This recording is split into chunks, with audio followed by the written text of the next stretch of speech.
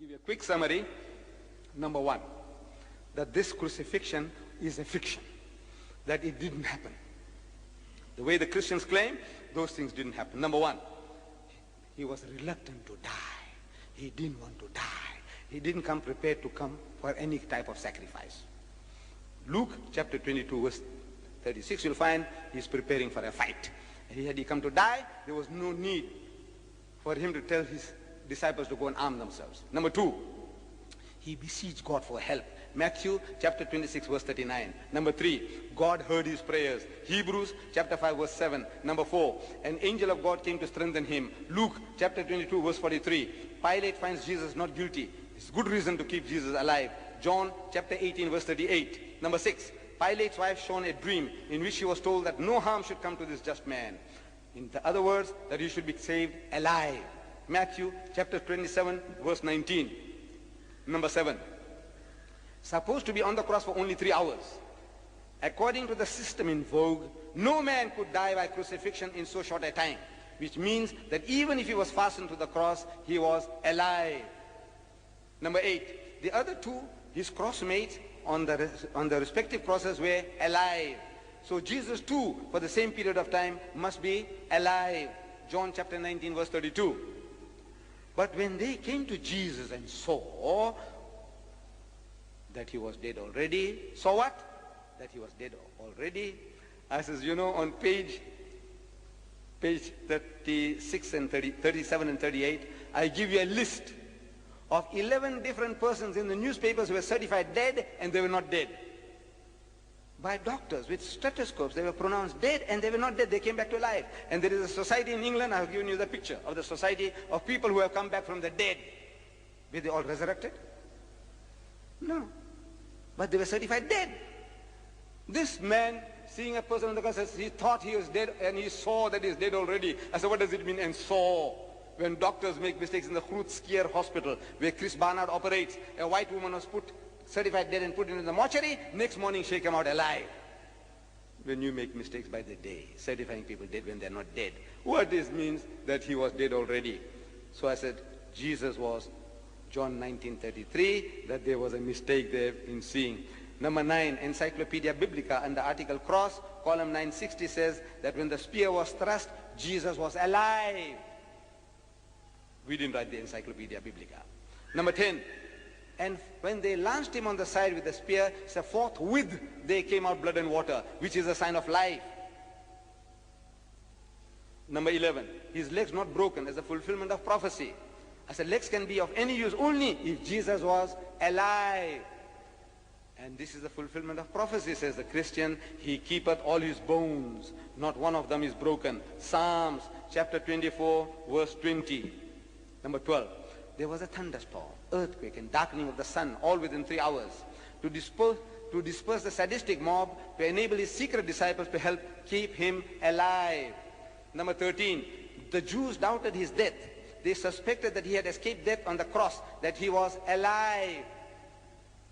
And now the next day, they go to Pilate, the chief priests and Pharisees come to get into Pilate saying, sir, we remember so-and-so, and we don't want to make another mistake like we had made in the first, that the last error shall be worse than the first error. What was the first error they made? You know what? They allowed the body to come down without breaking his legs.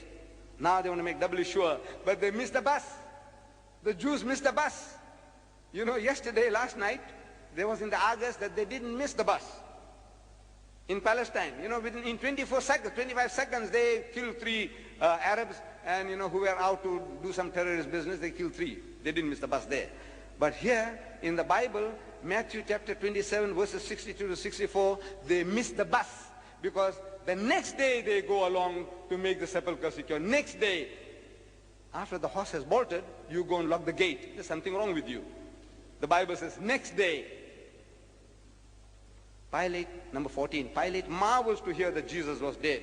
So Pilate marveled if he were already dead. And calling to him the centurion, he asked him whether he had been any while dead. Mark chapter 15, verse 44. You only marvel if you know the thing that they're talking didn't happen. If you take a man to a firing squad and you put 6 bullets through him, and if he dies, there's nothing to marvel. But if he didn't die, you marvel. Now Pilate marvels that, look, no man can die within 3 hours. In other words, according to his experience, the man is alive. Number 15, big and roomy chamber, close at hand and big and airy for willing hands to come to the rescue. Providence was out to keep Jesus alive. Number 16, stone and winding sheets had to be removed, only necessary if Jesus was alive. John chapter 20 verse 1. Number 17, report on the winding sheets. German scientists who carried out experiments on the Shroud of Turin said that the heart of Jesus had not stopped functioning, that he was alive. Number 18, he was ever in disguise.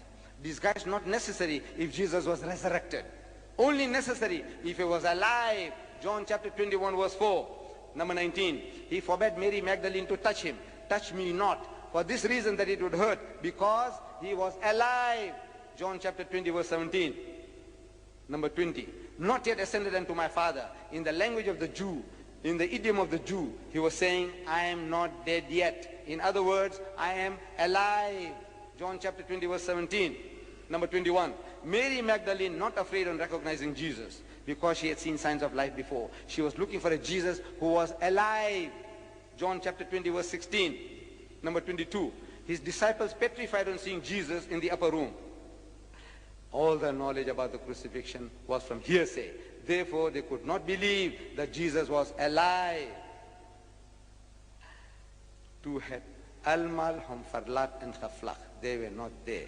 Number 23, ate food again and again in his post-crucifixion appearances. Food only necessary if he was alive. Luke chapter 24 verse 43.